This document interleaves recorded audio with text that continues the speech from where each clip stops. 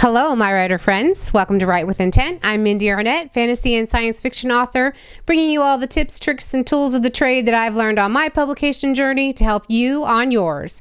Today, we're going to be talking about the braid technique that you can use to build your story, foreshadow your story, and set yourself up for your series. All right, let's get started.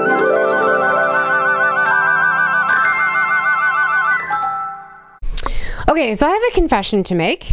I am a horrible chess player. It's just what it is. I suck at playing chess.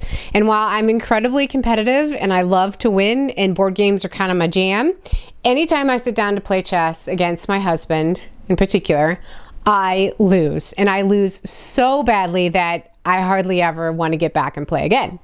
Now, of course, I think you're probably wondering what on earth this has to do with foreshadowing your series or your story or building your story together. But let me just caveat that and say that the reason why I suck at chess is because I am incapable at my current playing level to think 3 or 4 or 5 moves ahead the way that chess players that are good at the game do. And I'm sure that masters are probably thinking, I don't know, 100 moves ahead or whatever. But I have a really hard time visualizing the way things could play out in chess. Now, the way this relates to writing is that I suffer the same sort of problem when I'm plotting my stories. Now, I don't actually plot. I do outlining now a little bit, and I follow the story structure like we talked about in a recent video, but I don't plan everything out ahead of time. There are a lot of things that there are a lot of answers to problems in the story that don't come to me until I'm writing the story. Like, I have to be immersed in my characters' heads, in their experience, in the words that I'm using to build the story in order to get some of the answers that I need to finish the story. So it's kind of this balance between knowing what's coming, like identifying those key structure points the 5 points that we talked about, that I at least need to identify ahead of time if I can, in order to have a successful run through my story. So when I first started, I wrote like I played chess, where I could only see what was happening in the move in front of me or in the chapter in front of me and where I was at, and had no clue about what was coming, 4 or 5 chapters down, or if we take that metaphor, 4 or 5 turns down. And the outcome was the same. I wrote bad novels the way that I used to lose really bad games in chess, because I was unable to kind of think ahead and be mindful and intentful about what was coming.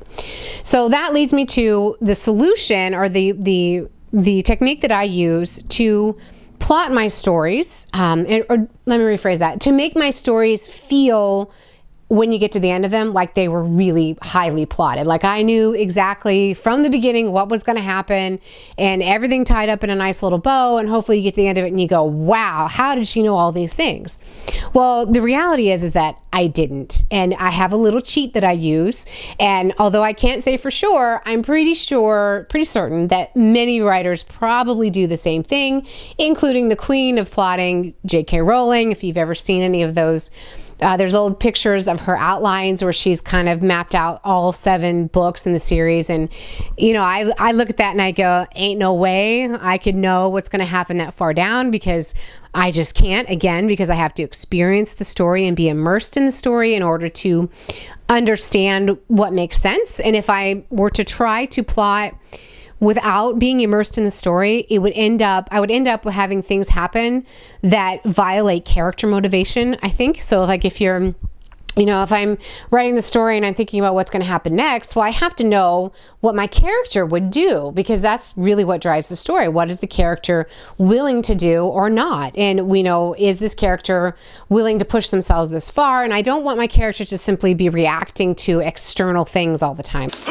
Like, I don't want there to just be bombs going off and does my character run away, or do they run into danger like that?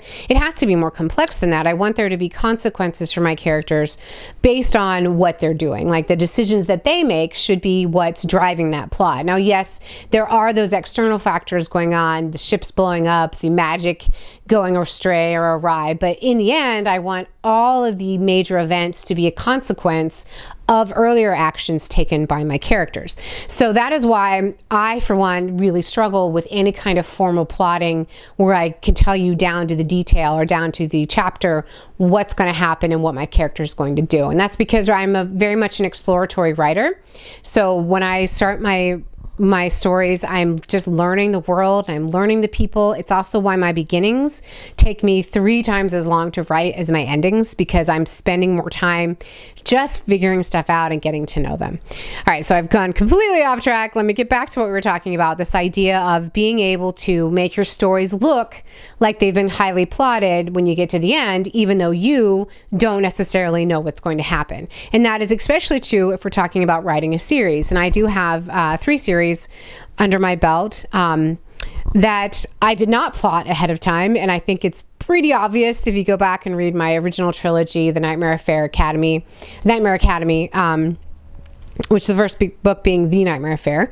You can probably say, yeah, I didn't see that coming, and it's because I didn't really know what was coming. I was a beginning writer still. I'm still a beginning writer. I'm still learning, Another caveat here, guys, I don't have all this figured out. I don't even close to thinking I have all of this figured out. Oh my God, I'm totally bugging. And really, the whole point of these series is just to share with you what I have learned, and then hopefully, while I'm sharing with you, learn some more things along the way. So I didn't know what I was doing. I gave very, very brief ideas to the publisher about what might happen, because they did ask for a trilogy originally. And so I had to struggle to kind of predict what that arc would be. But it was a lot like playing those early chess games where I couldn't see 2 or 3, 4 or 5 moves ahead and was really just winging it and paid that price later on. But as I was writing the series, I learned this technique that I am going to call the braiding technique. And this is a way to make it look like you knew what you were doing when you get to the end, even though you didn't.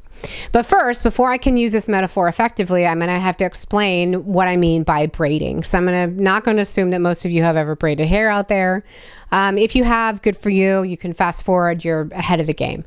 If you haven't, I'm going to talk about the basics of braiding really quick, and then I'm going to apply it to how we write our stories.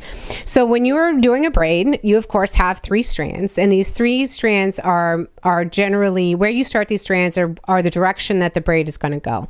So generally you start up front and you take 3 strands up here on top if we're doing a French braid, which is actually more specific to the metaphor I'm using. You start with 3 big main strands, and then you weave them back and forth together like this. So you go strand 1, and then you bring in strand 2, and then strand 3, and you just rotate them back and forward. Now, when you're doing a French braid, as you're moving down, you're doing that rotation, you start pulling in pieces of other hair that has not been included into the braid yet. So each time you lift up the right side, you're going to drag a little bit of unbraided hair, and you're going to put it into the right braid, and then you're going to move to the left side, do the same thing, so on and so forth, till you get to the end of your braid. Now that's a quick down and dirty. Don't worry about it so much if you don't know how to do it, but let me now make this metaphor apply to what we're talking about in writing. So the way I look at this is that your main strands, of course, are the kind of the sticks that we talked about earlier. Your big ideas that are actually going to be that you know ahead of time, that are going to be threaded through the whole novel. So these include, your character. It includes your premise, the main conflict that you've identified, and it includes the story events that you've known ahead of time. Okay, so you have your 3 main ideas, or your main sticks, and then you have all these other potential ideas that are just kind of floating out there. They're not connected to the story, and they may never be connected to the story, but they're just kind of in your brain. You're thinking about them. So, and when it comes to future events in your story that you haven't figured out yet, the thing you want to do in order to make it look like you've plotted is you want to give yourself opportunities to tie in early events into later events. And the way I do this is with details. And the details, the devil's in the details. There's also the saying, God is in the details. One and the same. See, call me Dad. The details are the trick in getting this done. So what I will do is I will be creating a scene that is a scene I already know. Like I'm aware that this scene is the right scene. I've thought it out. It's intentful. I know my character's perspectives, etc., etc.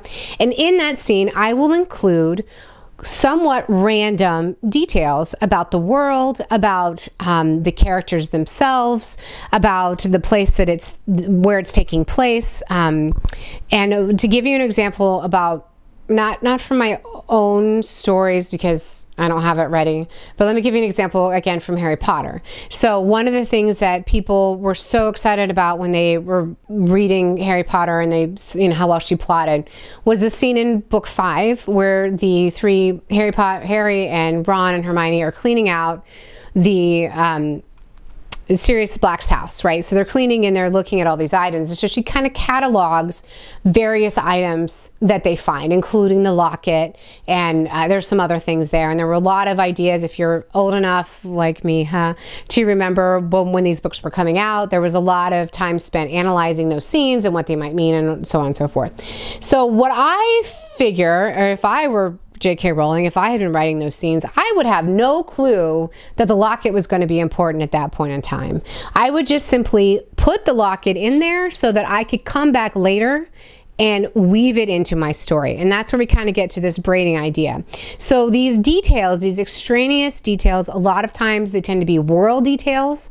Some of my books I'll mention like a secret organization that hasn't really made an appearance yet. They're just kind of randomly referenced and it's not really addressed.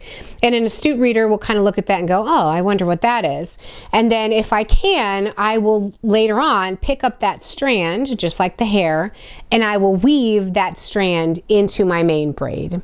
So I don't know if this metaphor is working for you very well. Let me try to just kind of piece it out a little bit. So basically, you're going to treat details in your story that are just simply cool details, right? So I write fantasy, I write science fiction. I like to include cool things happening. And a lot of times they're just random, they're cursory, they're not the main point of the story. They're just these little drops that I'm just dropping into the story as we go along. Well, these are strands of hair that I may or may not choose to pick up and weave further into the story as I go along. So if that makes sense. So the key there is to, firstly, you do want to be thinking about the moves that are coming ahead. So instead of being entirely focused on the scene that you're writing right now, in the back of your mind, you need to be thinking about the scenes that are coming 3 and 4 times down the road.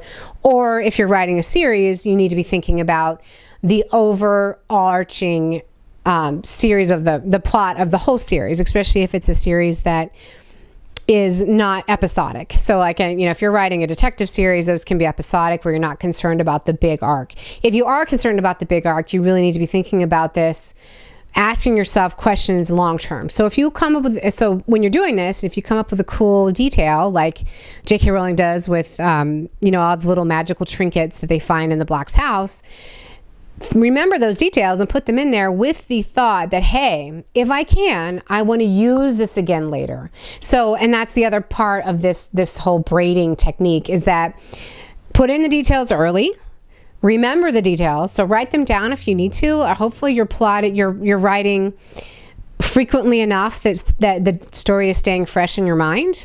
But anytime you can reuse a detail you introduced earlier as a significant element in your story later, your story is going to feel like it was masterfully plotted. And it's a great feeling too, especially when you get a comment from someone, man, this was just so well written and you knew everything, and you're like, totally didn't. I just cheated, right? It's kind of like a cheat. Liar! Liar! Liar! And one thing that you can do is that if you fail to include a detail early on that you want to use later, you can go back when you're revising and add those details in. And I have certainly done that on several novels, especially early on, until I learned during the writing process to give myself those opportunities, those loose strands. Literally, you just want to put loose strands in there that aren't really connected, but they're just interesting and that give you a little bit of that flavor that you want in your scene setting or your description. And then use as many of those strands that you can later in order to make it look like it's this beautiful, crafted braid all tied up in a nice little bow, and you're ready to go. And then of course, if you got strands that you didn't use, you can cut those out later if you need to, or leave them in and then bring those strands back in a later series. All right, guys, that's what I got on this. I'm sorry if it was a little all over the place, but I love this technique. If you need me to clarify, let me know. But just remember, as always, we want to write with intent and think about every little piece of our story, including those random little strands of details, with intent to be used later on. All right, guys, see you next time. Happy writing. Bye.